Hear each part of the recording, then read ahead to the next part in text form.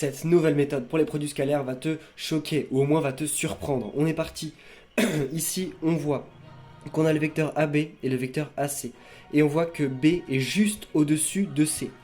Donc ce qu'on peut faire, c'est ce qu'on appelle une projection, c'est-à-dire qu'on projette B en C, ici. Et si on projette B sur la droite AC, on se rend compte que c'est exactement le même vecteur. On se rend compte que si on projette B sur la droite AC, le vecteur AB devient le vecteur AC. Et c'est une méthode pour résoudre les produits scalaires. Car en effet, si on utilise la méthode de la projection, on se rend compte qu'en fait, c'est égal à AC au carré.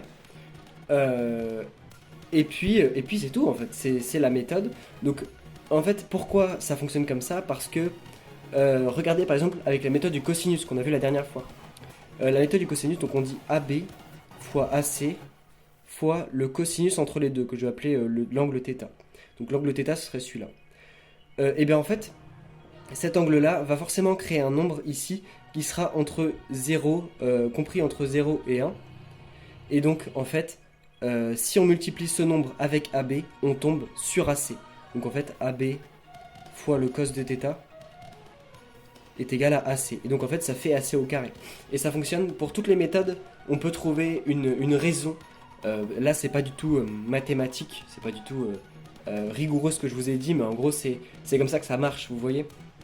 Et dans toutes les méthodes, il y a ce fameux décalage qui est dû soit par le cosinus, soit par la projection. La projection, c'est plus visuel, soit par d'autres choses. Et donc, par exemple, il y a des exercices, notamment en première, où on a des choses comme ça.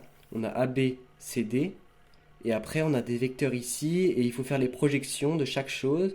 Hop, dire bah là voilà, par exemple ici je vais faire AB scalaire AC, et ben on projette C sur B, sur la droite AB, et donc C devient B, donc ça fait AB au carré. Et il y a beaucoup d'exercices comme ça, donc c'est important de le connaître. D'ailleurs, j'ai oublié de dire une petite nuance. Ici, imaginez qu'on veut projeter D sur AC. On ne projette pas comme ça, attention, on le projette hop, en ligne droite perpendiculairement à la droite. Donc ici, D il serait là, et donc ce serait AC sur 2. Donc là, ce serait AC fois AC sur 2. Vous voyez? C'est bon, on a fini, on se retrouve demain pour l'exercice en question.